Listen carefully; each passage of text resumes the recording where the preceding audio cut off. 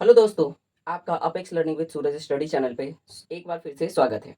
आज हम लोग क्लास 10th सीबीएसई बोर्ड ने जो सैंपल पेपर रिलीज किया है उसका एक क्वेश्चन देखने जा रहे हैं इलेक्ट्रिसिटी चैप्टर का। तो देखिए क्वेश्चन क्या है। As shown in the figure above A and B are the two lamps. A is rated at 12 volt and 24 what.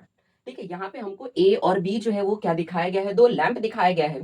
जहाँ पे ए का जो वोल्ट है वो कितना है, ये 12 वोल्ट का है। एंड इसमें जो पावर दिया जा रहा है वो कितना है, 24 वॉट का है। ठीक है, lamp B is rated at 6 volt. जो लैंप बी है उसका वोल्टेज कितना है, 6 volt. when lamp be operated at its rated voltage the current in it 3 ampere. अगर ये अपने रेटेड वोल्टेज से इसमें क्या हो, ये ऑपरेट हो, तो इसमें जो करंट आ रहा है वो करंट कितना आ रहा है, 3 एम्पियर का करंट आ रहा है।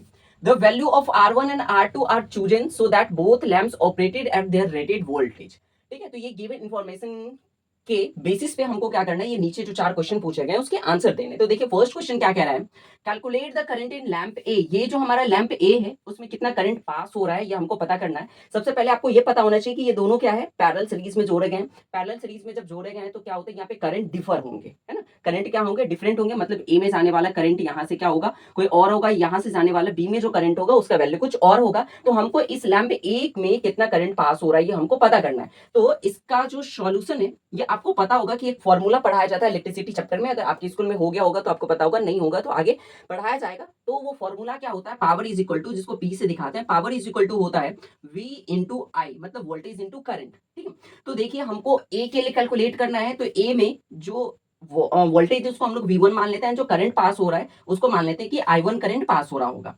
तो क्या हमको निकालना क्या है, करंट निकालना है। करंट जिसको आई से दिखाते हैं, तो यहां से I1 is equal to formula क्या बन जाएगा, पी वाई वी वन। क्या बन जाएगा, P Y V one. P हमारा कितना दे रखा है, वॉट में होता है इसका यूनिट, तो ये 24 वॉट दे रखा है। एंड जो हमारा V1 है, V1 कितना दे रखा है, 12 दे रखा है। इसको जब हम कट करेंगे तो कितना आ जाएगा, 2। और जो हमारा करंट होता है उसको एम्पियर में दिखाते हैं, तो हमारा जो करंट है वो लैंप ए में कितना आ जाएगा, 2 एम्पियर आ जाएगा। ठीक है, अब हम लोग चलते हैं सेकंड नंबर क्वेश्चन पे। तो सेकंड नंबर क्वेश्चन क्या कह रहा है, state and given reason for the reading of the voltmeter. ये जो वोल्ट मीटर यहाँ पे रखा हुआ है इसका रीडिंग हमको बताना है कितना है। अगर देखिए बीच में ये जो रेजिस्टेंस है ये नहीं होता है ना, तो इसका मतलब क्या होता है कि जो हमारा वोल्टेज है वो इसका भी 15 होता है, इसका भी 15 होता है, इसका भी 15 होता है। बट ऐसा है नहीं, यहाँ पे क्या लगा हुआ, रेसिस्टर लगा हुआ है, जिसके कारण से ये जो वोल्टेज होंगे वो डिफर हो जाएंगे। ठीक है, तो होना कितना चाहिए था, 15 लेकिन इसके कारण से क्या होगा, ये डिफर हो जाएगा। तो डिफर होकर आखिर कितना ये वोल्ट मीटर वोल्टेज रीड करेगा। तो आपको पता होगा कि जो पैरेलल होते हैं उसमें करंट डिफरेंट होते हैं पैरेलल सीरीज में, सॉरी पैरेलल में। और जो जब हम इसमें वोल्टेज की बात करते हैं तो वोल्टेज क्या होता है, सेम होता है। दैट मींस जितना वोल्टेज इसका होगा उतना ही वोल्टेज किसका होगा, इसका भी होगा, है ना। तो यहाँ पे वोल्टेज कितना आ जाएगा, 12 वोल्ट, है ना। वोल्टेज कितना आ जाएगा, 12 वोल्ट। तो हमारा जो वोल्ट मीटर है वो कितना काउंट करेगा, 12 वोल्ट का जो है वो वोल्टेज काउंट करेगा। क्यों, because of lamp A and lamp B are in parallel, है ना। पैरेलल में होने के कारण से इसका जो वोल्टेज आने वाला है वो कितना आने वाला है, 12। क्योंकि ए का 12 है तो बी का भी कितना हो जाएगा, 12 होगा। तो वोल्ट मीटर भी कितना काउंट करेंगे, 12। ठीक है, तो देखते हैं third number question. Third number question क्या कह रहा है, calculate the resistance of R2। क्या कैलकुलेट करना है हमको, ये जो R2 है, R2 का रेसिस्टेंस कितना होगा। तो ओम्स जो है वो उन्होंने बताया था कि जो ओम्स के द्वारा एक फॉर्मूला दिया गया था, वो फॉर्मूला क्या है, आई इज इक्वल टू होता है V बाई आर। क्या होता है, V बाई आर। तो अगर हम यहाँ से R निकालने जाए तो कितना आ जाएगा, V बाई आई। कितना आ जाएगा, V बाई आई। तो हमको R2 निकालने के लिए बोल रहा है थर्ड में। तो R2 निकालने के लिए हम क्या करेंगे, फॉर्मूला तो ये लगेगा V बाई आई, लेकिन बस V के जगह क्या लिख देंगे, V2, और I के जगह क्या लिख देंगे, I2। तो हमको पता है, अभी हमने जाना कि ये दोनों पैरेलल सीरीज में है, तो जितना वोल्टेज इसका होगा उतना ही वोल्टेज इसका भी होगा। तो इसका भी V का वैल्यू कितना आ जाएगा, 12 आ जाएगा। कितना आ जाएगा, 12। और I का तो वैल्यू गिवन ही है, कितना गिवन है, 3।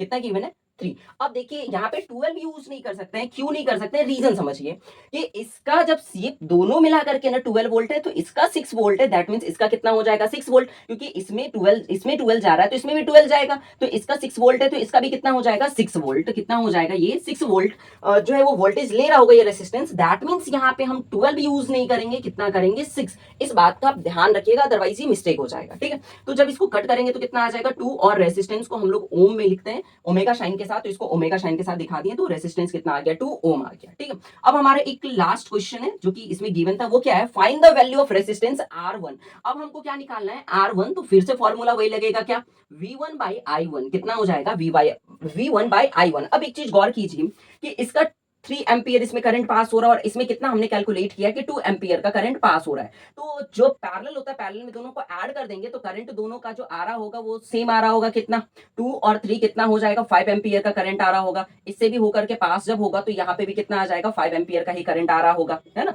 यहाँ पे आके ये 2 एम्पियर का हो गया और ये 3 एम्पियर का हो गया। ठीक है, और जब वापस आकर के बैटरी के पास मिलेगा तो कितना होगा, 5 एम्पियर। दैट मीन जब हम करंट यहाँ से रेसिस्टेंस निकालने जाएंगे तो रेसिस्टेंस के अकॉर्डिंग कितना हो जाएगा, हमारा जो V1 है वो V1 कितना होगा, सबसे पहले हमको ये कैलकुलेट करना होगा, क्या कैलकुलेट करना होगा, V1। तो अब देखिए इसका हो जाएगा जो V1 है, अब सोचिए कि ये टोटल 15 एम्पियर का है, इसमें जा कितना रहा है 12, ये टोटल 15 का है, इसमें जा कितना रहा है 12 में जा रहा है, मतलब ये क्वेश्चन कुछ तो रेसिस्टेंस कम कर रहा है, तो कितना कर रहा होगा, आना तो चाहिए था 15, लेकिन आ कितना रहा है 12, मतलब इसके कारण से कहीं ना कहीं जो रेसिस्टेंस है वो वोल्टेज को अफेक्ट कर रहा है। कितना कर रहा है, ये 15 है, ये 12 है, तो कितना कर रहा होगा 3, है ना, तभी तो 15 आएगा। ये 15 है, ये 12 है, तो कितना हो जाएगा, ये 3। तो हमारा जो V1 है वो कितना हो जाएगा 3, कितना हो जाएगा 3, एंड हमारा जो करंट है वो कितना है 5, और कैलकुलेट करेंगे तो कितना आ जाएगा 0.6 ओमेगा, कितना आ जाएगा 0.6 ओम, जिसको ओमेगा साइन के साथ रिप्रेजेंट करेंगे। तो ये हो गया हमारा सॉल्यूशन, जो कि एक और का क्वेश्चन था, ठीक है, इलेक्ट्रिसिटी का। इससे पहले भी जो 36 है, 36 में और से पहले भी एक क्वेश्चन दे रखा है, तो मैंने पहले और वाला करवा दिया, फिर उसके बाद हम लोग वो देखेंगे। ठीक, तो ये क्वेश्चन